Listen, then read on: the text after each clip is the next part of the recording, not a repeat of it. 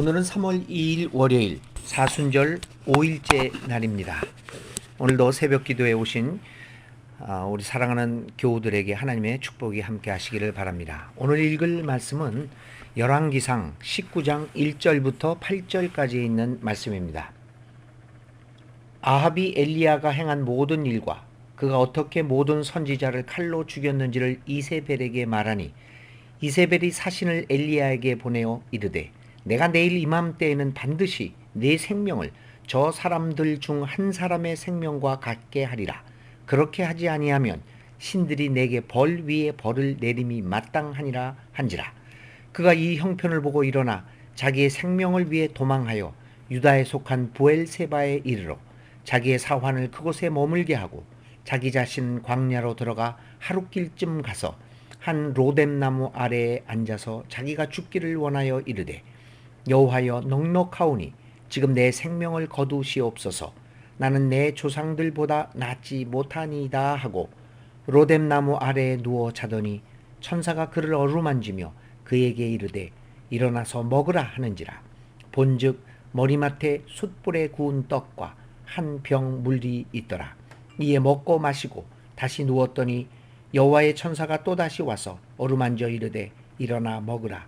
내가 갈 길을 다 가지 못할까 하노라 하는지라. 이에 일어나 먹고 마시고 그 음식물의 힘을 의지하여 40주 40야를 가서 하나님의 산 호렙에 이르니라. 아멘. 잠시 기도하겠습니다. 하나님, 오늘도 저희들 잊지 않고 주님의 말씀을 생각하며 하나님 앞에 기도하게 해주신 은혜를 감사합니다. 코로나19의 위협으로 오늘 우리가 비록 교회에 모여 예배를 드리지 못하지만 각자 삶의 처소에서 하나님의 이름을 부르고 하나님을 찬양하며 하나님의 말씀을 듣게 해 주신 은혜를 감사합니다. 어떠한 경우에도 하나님을 향한 우리의 믿음을 지켜 나가는 우리들이 되게 하여 주시고 하나님과 동행함으로써 하루하루의 삶이 복된 삶이 되게 하여 주옵소서.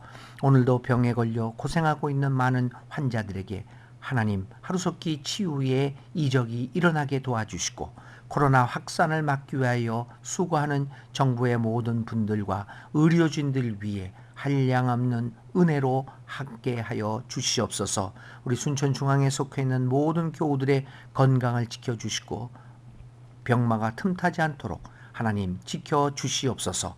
오늘의 말씀을 통해서도 우리에게 들려주시는 주님의 음성에 귀를 기울이는 이 시간 되게 하여 주시고 이 음성을 통하여 들려주시는 하나님의 말씀에 순종하는 삶을 살게 하여 주옵소서.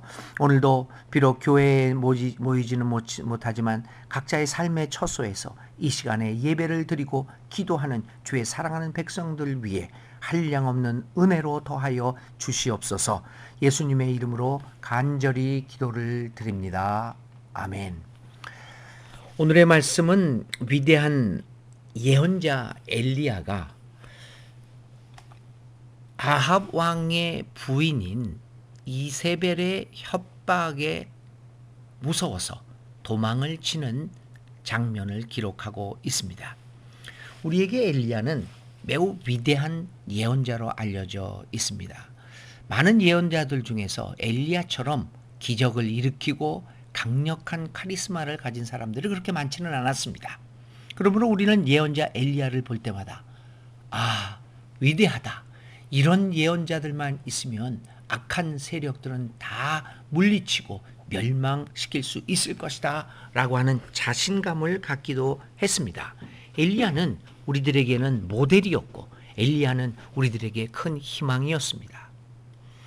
그런데 이 위대한 예언자 엘리야의 오늘 본문에 나타난 모습은 우리로 하여금 크게 실망하지 않게 할 수가 없습니다.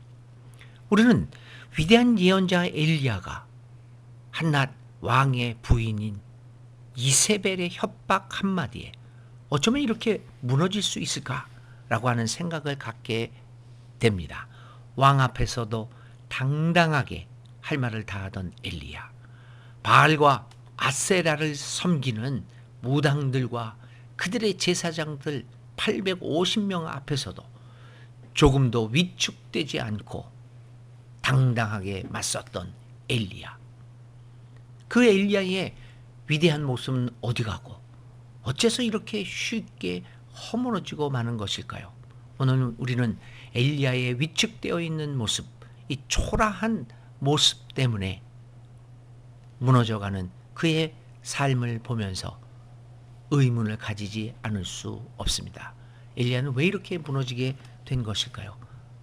혹시 다 죽고 그가 혼자 살아남았다는 두려움 때문이었을까요? 아무도 그를 지지하는 사람이 없다는 고독 때문이었을까요?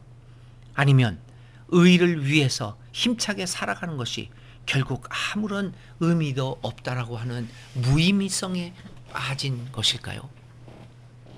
엘리야가 이렇게 무너진 이유는 어디 있었습니까?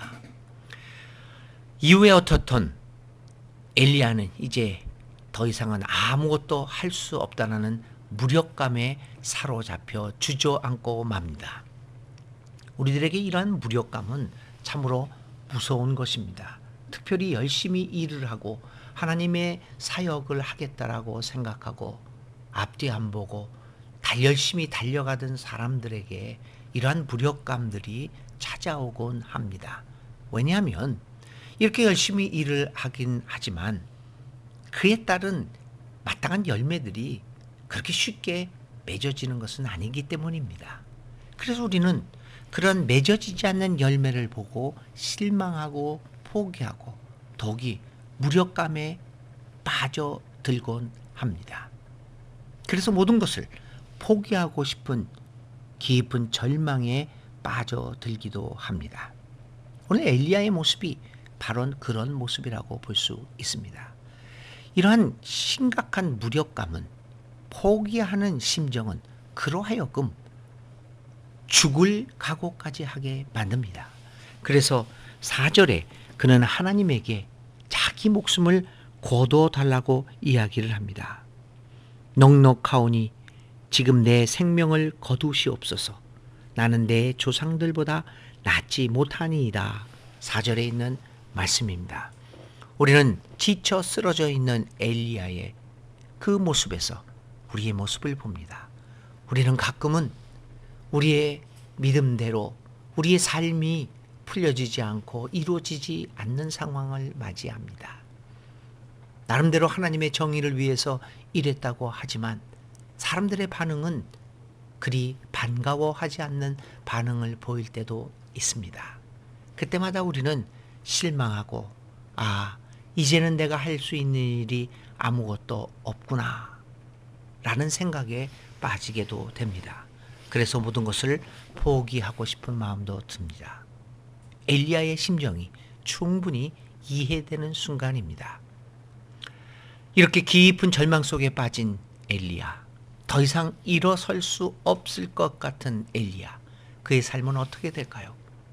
바로 그때 하나님이 그를 부르십니다.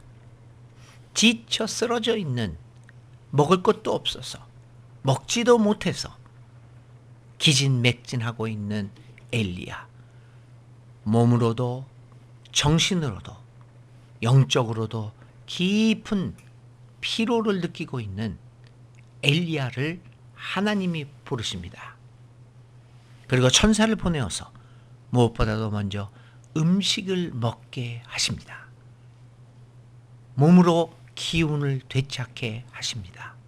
잠시 후 다시 오십니다. 그리고 그를 어루만집니다. 또다시 엘리야로 하여금 음식을 먹게 한 후 하나님께로 이 천사는 엘리야를 인도합니다. 이 장면은 참으로 인상적이면서도 따뜻한 하나님의 모습을 우리에게 보여주는 귀한 기록입니다. 그럼에도 불구하고 이 장면은 또한 우리들에게도 의문과 질문을 생기게 만듭니다. 왜 하나님은 탈진해서 더 이상 기운을 차리지 못해서 기진맥진하여 주저앉은 엘리야를 곧바로 만나주지 아니하시고 40일 동안이나 그 광야를 걷게 만듭니까? 왜 즉각적으로 반응하셔서 즉각적으로 그에게 나타나서 그를 일으켜 세우지 않는 것일까요? 40일을 걷게 하고 기필코 하나님의 산 호렙산으로 오게 하는 것일까요? 로뎀나무 아래에서 지쳐 쓰러져 있는 기진맥진한 탈진한 그에게 하나님이 직접 임하시면 모든 일이 순간적으로 해결되어질 수 있었을 텐데 왜 그는 이렇게 직접 하나님은 엘리야에게 임하지 않으셨던 것일까요?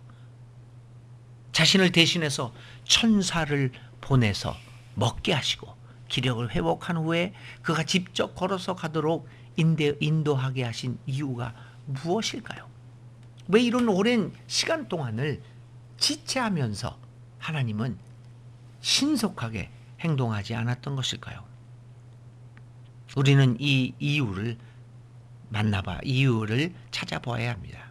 교우 여러분, 하나님은 언제나 우리와 함께 계시고 우리 곁에 항상 가까이 계시는 분이십니다. 그러나 동시에 하나님은 우리가 일평생 찾아야 할 우리 믿음의 목표요 대상입니다. 우리는 우리의 힘으로 어떤 경우에는 끊임없이 진리를 추구하고 하나님이 누구이신가? 하나님이 무엇을 하시는 분이신가? 하나님은 나에게 어떤 음성을 들려주시고 하나님은 내가 어떤 인생을 살기를 바라시는가? 라고 하는 것을 꾸준히 추구해야 합니다. 그래서 그런 이런 의미에서 믿음은 길입니다. 그런 의미에서 우리는 모두 길 가는 사람들입니다.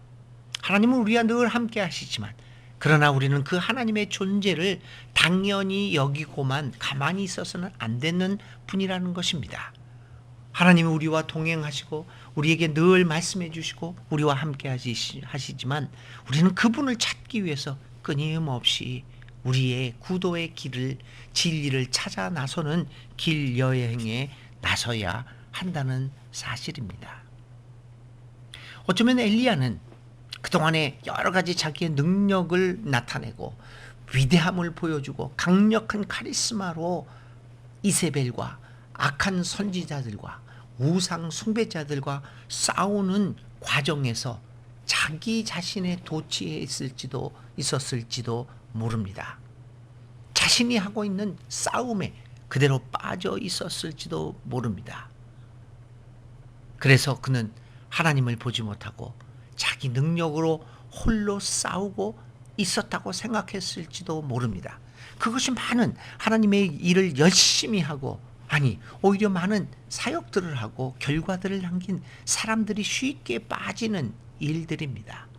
자기 능력에 대한 신뢰입니다. 내가 혼자 싸우고 있다라고, 내가 내 능력으로 싸우고 있다라고 생각하는 것입니다. 엘리야도 마찬가지였습니다. 많은 사람들이 엘리야의 능력을 보고 찬사를 보냈을 것입니다. 엘리야 자신도 자기가 발휘하는 능력에 감탄하고 있었을지도 모릅니다. 하나님이 그의 삶에서 사라지는 순간이었습니다.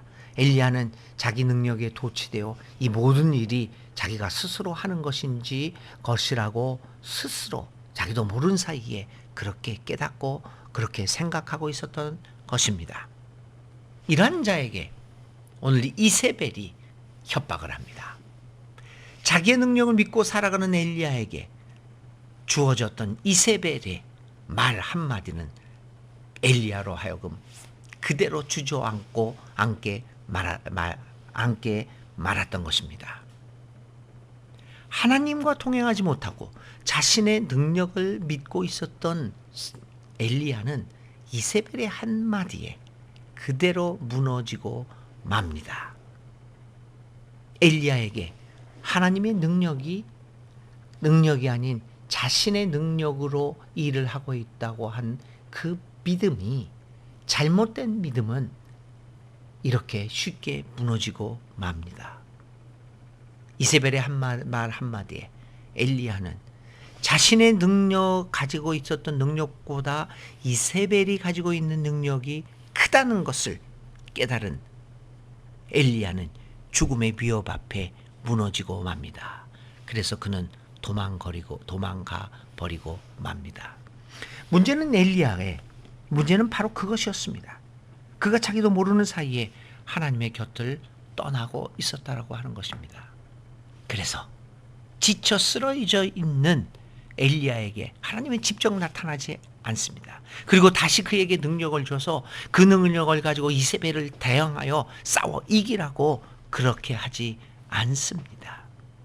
하나님은 엘리야에게 하나님을 다시 찾아오라고 하십니다. 40일 밤낮을 걸어서 또다시 진리이신 힘의 원천이신 하나님을 찾아 나설 것을 요구하신 것입니다. 하나님을 찾아 나서는 추구의 진리, 추구의 길에 서 있다는 것, 이것이 우리에게 가장 중요한 것입니다. 그래서 사도 바울은 내가 이미 이룬 것도 아니고 단지 표대를 향하여 달려간다라고 말씀하지 않으셨습니까?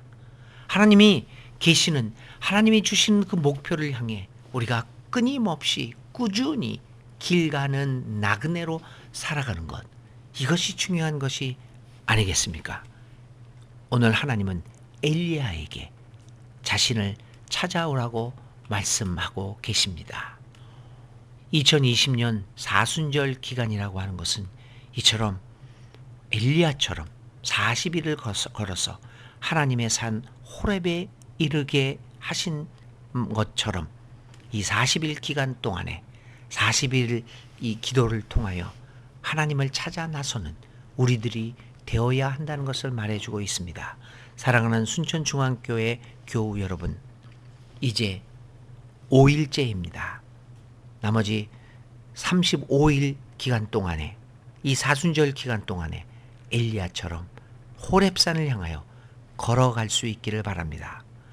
진리의 길을 걸어가며 생명의 길을 걸어가며 우리 주 예수 그리스도를 찾아 나서는 이 새벽의 여행길을 통하여 진정 아름다운 하나님을 발견하고 그 하나님을 중심으로 살아갈 수 있는 우리들이 될 수 있기를 간절히 기도드립니다.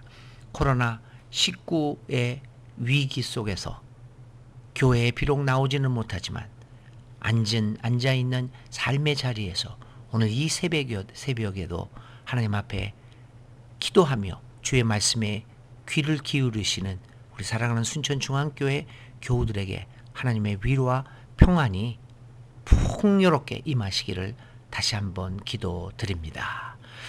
오늘의 기도 드리겠습니다. 나의 존재 이유가 되시는 하나님, 신앙의 여정에서 늘 주님을 묵상하며 주님을 찾게 하옵소서. 특히 마음이 좌절될 때 주님을 기억하며 다시 일어설 수 있는 믿음을 주옵소서. 예수 그리스도의 이름으로 기도드립니다. 아멘. 오늘의 실천은 이것입니다.